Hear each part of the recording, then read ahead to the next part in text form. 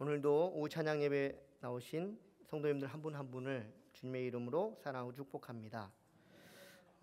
성도님들 어릴 적 숨바꼭질 해본 경험들이 있으십니까? 네. 술래의 눈을 피해 꼭꼭 숨어가지고요, 술래가 나를 찾나 못 찾나 그것들을 보면서 즐거워했던 기억들 다 있으실 것입니다. 이처럼 어릴 적에는요, 숨바꼭질한 놀이가 무척이나 재미있었고 즐거웠습니다. 그렇다면 어린이 대회에서 하는 숨바꼭질은 어떻습니까? 지금도 숨바꼭질 하십니까? 말씀을 준비하다 보니까 숨바꼭질을 자주 했더라고요. 돈에 쫓기고 관계에 쫓기고 상황에 쫓기는 그런 상황에서는요, 돈이 술래고 그리고 관계가 술래고 상황이 술래가 되는 것을 볼 수 있습니다. 의도하지 않게 숨고 있노라면요, 이거는 재미가 아니라 겪어보셨죠? 곤욕이고 두려움이고 빨리 이 시기가 끝나기를 바라게 되는 것은 우리 모두의 마음일 것입니다. 대부분의 사람들은요, 어려움이 찾아오면 혼자 있고 싶어 합니다. 모든 것으로부터 숨고 싶어 한다는 것입니다. 그러면서 또 다른 한편으로는요, 사람을 그리워합니다. 어떤 사람을 그리워하냐면요, 따뜻한 말을 건네주는 사람, 힘껏 나를 안아주고 위로해주는 사람, 조용히 필요한 그 필요를 채워주는 사람을 그리워하며 또 그런 사람과 함께 하고 싶어 합니다. 또 그런 사람이 있으면 어떻습니까? 어려움이 와도 비교적 훌훌 털어버리고 잘 일어납니다. 성도님들은 어떻습니까? 이런 사람과 함께하고 계십니까? 이런 사람이 있으십니까? 만약 없다면 이런 사람 내 인생에서 있으면 좋겠다고 생각 들지 않으십니까? 오늘 성경에는요, 숨어야 하는 상황 가운데에서 이러한 사람을 필요로 하고 어쩌면 이런 사람을 기다리고 있는 인물이 나오는데 바로 기드온입니다. 우리 11절 말씀 한번 같이 읽도록 하겠습니다. 여호와의 사자가 아비에셀 사람 요아스에게 속한 오브라에 이르러 상수리 나무 아래에 앉으니라. 마침 요아스의 아들 기드온이 미디안 사람에게 알리지 아니하려 하여 밀을 포도주 틀에서 타작하더니. 아멘. 제가 말씀을 준비하면서 알아보니까요, 밀 타작은 보통 언덕에서 한다고 합니다. 맞습니까, 성도님들? 네. 그래야 껍질은 바람에 날려 흩어지고요, 나달은 곧바로 떨어져 바닥에 쌓이게 할 수 있기 때문이라고 합니다. 그런데 기드온은요, 미디안 족속이 두려워가지고 포도주 틀에서 밀타작을 하였다고 오늘 성경은 우리에게 말씀하고 계십니다. 포도주 틀, 다른 말로 포도주 틀은 보통 그 당시 때 집안에 두었다고 합니다. 무슨 말입니까? 기드온은요, 미디안으로부터 밀을 숨겼고 또한 자신을 숨겼다는 것입니다. 당시 기드온이 속한 이스라엘은요, 미디안의 지배를 받고 있었고 미디안인들은 그 때문에 이스라엘 사람들에게서 토지의 모든 소산을 빼앗아갔을 때였습니다. 이런 이유로 기드온이 빼앗기지 않으려고 숨어서 그 밀을 타작하고 있다는 것입니다.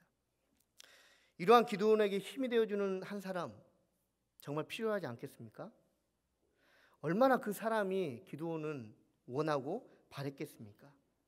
이 상황에서 자신을 건져줄, 더 이상 숨지 않게 해줄 그 사람이 기드온에게는 반드시 필요했습니다.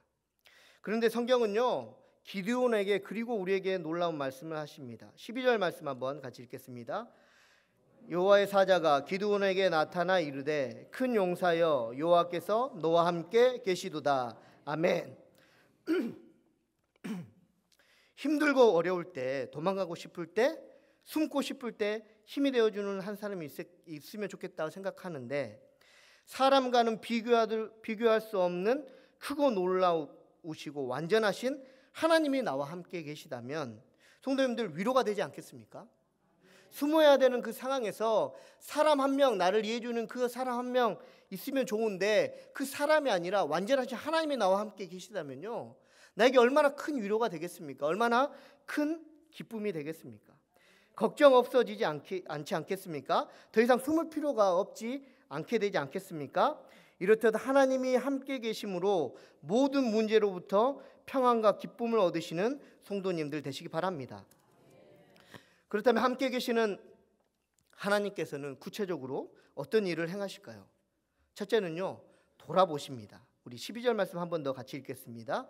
여호와의 사자가 기드온에게 나타나 이르되 큰 용사여 여호와께서 너와 함께 계시도다 하매 아멘. 11절 말씀만을 보면요, 기드온만큼 불쌍하고 안타까운 사람은 없어 보입니다. 미디안에 의해 현실도 막막하지만요, 미래도 보이지 않는 사람이 바로 기드온이기 때문입니다. 하지만요, 12절 말씀에서요, 기드온은 다른 어떤 사람들보다 부러운 사람이고 그래서 닮고 싶은 사람으로 바뀌어 있습니다. 왜 그렇습니까? 바로 기드온에게 하나님이 함께 계시기 때문입니다. 누가복음 10장은요, 예루살렘에서 여리고를 내려가다가 강도 만난 사람에 대해 우리에게 말씀하고 계시는데, 강도를 만나 거의 죽어가는 사람을 보고 제사장은 그냥 지나갔습니다. 레위인도 그냥 지나갔습니다. 하지만 사마리아인은 그 죽어가는 사람을 보고 어떻게 했냐면요, 성경에 이렇게 기록하기를 가까이 가서 기름과 포도주를 그 상처에 붓고 싸매고 자기 짐승에 태워 주막으로 데리고 가서 돌보았다고 말하고 있습니다. 제사장과 레위인을 보면요, 명예도 있고 학식도 있고 돈도 있는 사람들 아니겠습니까? 그런데 정작 강도 만난 사람에게는요, 필요한 사람이 아니었다라는 것입니다. 내가 힘들고 어려워서 숨고 있을 때요, 학식이요 나를 그 숨는 곳에서 건져주지 못한다라는 것입니다. 돈이 나를 그곳에서 해방시켜주지 못한다라는 것입니다. 명예가 나에게 큰 도움이 되지 않는다라는 것으로 우리가 한편으로 해석할 수 있겠습니다. 그렇다면 강도 만난 사람에게는 어떤 사람이 필요할까요? 불쌍히 여기는 마음, 긍휼이 있는 사마리아인과 같은 사람이 필요할 것입니다. 그리고 하나님께서는 긍휼 자체이신 분이심을 믿으시기 바랍니다. 긍휼은요, 불쌍히 여겨 치킨히 여기는 것으로 끝나지 않습니다. 어떤 한 불황자를 보면서 어머 어떻게 안타까워하면서 그냥 지나가는 것이 긍휼이 아닙니다. 어떻게 안타까워하면서요 그 사람의 필요를 채워주는 것까지를 바로 긍휼이라고 얘기하고 있는 것입니다. 아까 사마리아인이요 강도 만난 그 사람에게 가까이 가서 기름과 포도주를 그 상처에 붓고 싸매고 자기 짐승에 태워 주막으로 데리고 가서 돌봤던 것처럼요, 돌보시는 하나님이요 나를 하나부터 열까지 이렇게 세밀하게 책임져 주실 줄로 믿습니다. 로마서 8장 31절에서 32절은 우리에게 이렇게 말씀하고 계시는데요, 그런즉 이 일에 대하여 우리가 무슨 말하리요? 만약 하나님이 우리를 위하시면 누가 우리를 대적하리요? 자기 아들을 아끼지 아니하시고 우리 모든 사람을 위하여 내주신 이가 어찌 그 아들과 함께 모든 것을 우리에게 주시지 아니하겠느냐. 아멘. 하나님의 돌아보시는 은혜가 늘 있는 성도님들의 삶이 되시기를 주님의 이름으로 축복합니다. 함께 계시는 하나님께서 행하시는 일 두 번째는요, 용납하신다라는 것입니다. 우리 13절 말씀 한번 같이 읽겠습니다. 기드온이 그에게 대답하여 오 나의 주여 여호와께서 우리와 함께 계시면 어찌하여 이 모든 일이 우리에게 일어났나이까? 또 우리 조상들이 일찍이 우리에게 이르기를 여호와께서 우리를 애굽에서 올라오게 하신 것이 아니냐 한 그 모든 이적이 어디 있나이까? 이제 여호와께서 우리를 버리사 미드온의 손에 우리를 넘겨 주셨나이다 하니 아멘. 말씀에서요 오 나의 주여 할 때 오는 히브리어로 삐라는 단어로 슬프거나 절망적인 상황을 대변해 준다고 합니다. 이 단어가요 얼마나 기드온이 지금 힘든 상황에 놓여 살아가고 있는지를 우리에게 확실히 보여주고 있는 것입니다. 그리고 이러한 힘든 상황에 놓이게 되면요 어떻습니까? 불평과 원망이 저절로 나오게 됩니다. 그런데 분명한 한 가지는요, 하나님은 사람이 하는 불평과 원망을 듣지 못하시는 분이 아니라 불평과 원망하는 그 모습까지도 용납하시는 분이심을 믿으시기 바랍니다. 하나님께서는요 우리의 기도를 들어주십니다. 우리가 불평하면서 원망하면서 하는 그 기도도 들어주신다라는 것입니다. 하나님께서 보시기에 합당한 기도가 아닐지라도 일단 다 들어주십니다. 그리고 가장 좋은 것으로 갚아주십니다. 내가 생각하기에 좋은 것이 아니라 하나님이 보시기에 좋은 것으로 우리에게 갚아주십니다. 그래서요, 흔히 우리가 말하기를요, 침묵이 가장 좋은 응답이라는 말이요, 맞는 말이라는 거예요. 어쨌든 하나님은요, 우리를 이렇게 용납하신다는 겁니다. 이처럼 하나님께서는요, 우리의 모든 연약한 부분을 용납하시는 분이십니다. 그렇다면 왜 우리를 용납하실까요? 그것은 바로 우리가 죄인이기 때문입니다. 십자가에 못 박혀 달리신 예수님께서요, 누가복음 23장 34절에 이렇게 말씀하고 계십니다. 이에 예수께서 이르시되 아버지 저들을 사하여 주옵소서, 자기들이 하는 것을 알지 못함이니이다 하시더라. 아멘. 사랑하는 성도님들, 우리는 죄인이기 때문에요, 무지함으로 살아갈 수 있음을 꼭 염두에 두시기 바랍니다. 다 아는 것처럼요 살아가지만 실상은 아무것도 모르는 상태에서 살아가는 경우가 더 많음을 기억하시기 바랍니다. 그리고 이러한 무지함은요, 하나님이 살아계심을 알고 믿고 있음에도 어려운 상황 가운데만 있으면 정말 하나님이 살아계시기나 할까라며 하나님의 능력, 권능, 살아계신 하나님 자체를 부인하는 엄청난 죄에 빠지게 한다는 것입니다. 사랑하는 성도님들, 하나님께서는 살아계십니다. 또 하나님은 능력이시며 힘이시며 완전하신 분이십니다. 그리고 용납하시는 분이십니다. 불평과 원망을 우리가 아무리 해도요, 이 모든 것을 다 받아주시는 분이십니다. 그러니 이제는 살아계시고 완전하시고 용납하시는 하나님을 의지하여 더 이상 불평과 원망이 아닌 믿음으로 살아가는 성도님들 다 되시기 바랍니다. 함께 계시는 하나님께서 행하시는 일 세 번째는요, 세워주신다는 것입니다. 우리 14절 말씀 한번 같이 읽겠습니다. 여호와께서 그를 향하여 이르시되 너는 가서 이 너의 힘으로 이스라엘을 미디안의 손에서 구원하라.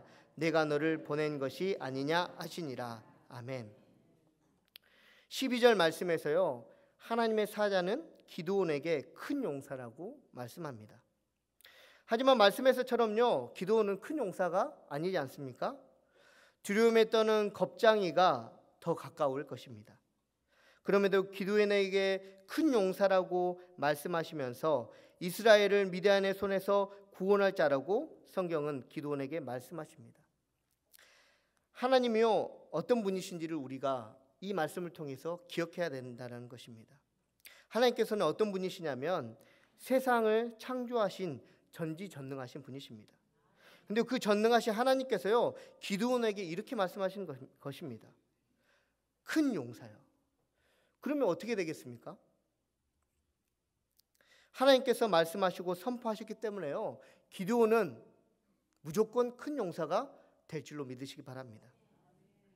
기드온뿐만이 아니라요, 성경의 많은 사람들이요, 하나님이 큰 용사라고 말씀하셨고 또한 그 말씀대로 큰 용사가 되는 사람들이 많았습니다. 좋은 글이 있어서 제가 소개할까 합니다.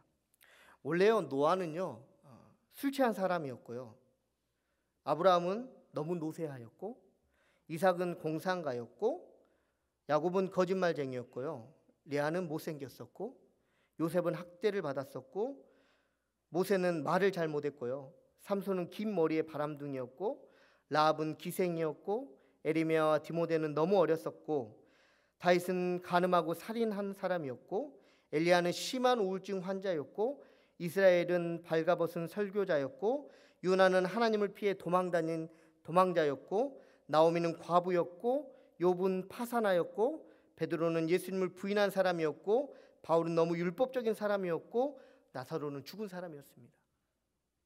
근데 하나님이요, 이 불완전한 사람들, 이 연약한 사람들, 이 쓸모없는 사람들에게 큰 용사여라고 말씀하시자 어떻게 되셨습니까? 이 사람들이요, 어떤 이는 나라를 구원하는, 그리고 민족을 구원하고 가정을 구원하는 사람이 되었다라는 것입니다. 사랑하는 성도님들, 하나님께서는요, 우리들도 나라를 위해 혹은 민족을 위해 가정을 위해 우리를 세워주신다는 사실을 기억하시기 바랍니다. 그냥 세우시는 것이 아니라요, 세우실 때 우리에게 반드시 하는 말이 있는데 무슨 말이냐면 큰 용사여 라고 말씀하시는 겁니다. 그것은요, 너의 어떠함을 보는 것이 아니라 내가 지금부터 앞으로 나의 계획을 너를 통해서 이루겠다라고 말씀하시는 것입니다. 내 자신을 보는 것이 아니라요, 하나님의 말씀이 이루어지기를 소망하며 하나님께 세움바 되는 성도님들 다 되시기 바랍니다. 말씀을 마치도록 하겠습니다. 우리가요 너무 어렵고 힘들어가지고 숨고 싶을 때 있습니다. 그때요 반드시 기억해야 될 거, 그럼에도 불구하고 하나님이 나와 함께 계시다는 사실을 기억하는 성도님들 되시기 바랍니다. 그리고 그 하나님께서 일하시는데요 우리를 돌아보십니다. 우리의 모든 세밀한 부분들을 챙겨주신다는 것입니다. 그리고 우리를 용납하신다는 겁니다. 그동안 겪었던 스트레스로 인하여서, 화로 인하여서요 원망과 불평이 쏟아져 나오는 그 우리 모습도 온전하게 용납하신 분이 바로 하나님이시라는 겁니다. 근데 거기서 우리가 만족하는 삶이 아니라 하나님이 그렇게 용납하신 분이시기 때문에 우리가 이제는 원망과 불평함에서 그치고 하나님께서 주시는 믿음으로 나아가야 되지 않겠습니까? 그래서 하나님이 주시는 기쁨과 평안을 누리시는 성도님들 되시기 바랍니다. 마지막으로요, 그냥 나를 케어하시는 수준이 아니라 나를 세우시는 하나님이심을 기억하시기 바랍니다. 왜 나를 세우냐면요, 나의 유익도 중요하지만 나를 통하여서 내가 서 있는 이곳을 변화시키기를 원하시기 때문입니다. 구원을 얻기를 원하시기 때문입니다. 새롭게 하시기를 원하시기 때문입니다. 이렇게 하나님의 함께 계심을 통해서 돌아보시는 은혜, 용납하시는 은혜, 세워주시는 은혜가 성도님들의 삶 가운데 있기를 소망합니다. 기도하고 말씀 마치도록 하겠습니다. 사랑의 하나님,